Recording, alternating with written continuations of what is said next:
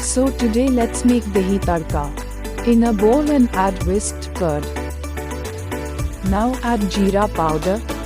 Add salt as per taste and mix well.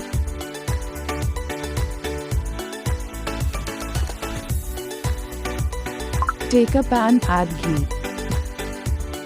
Now add chopped garlic and saute for 1 minute on high flame. Add onion sliced and saute for 4 to 5 minutes. Detailed recipe in description.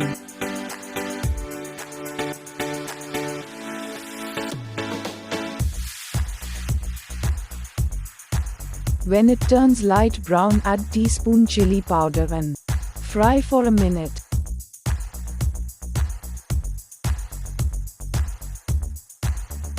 Now add this to whisked curd and mix it well.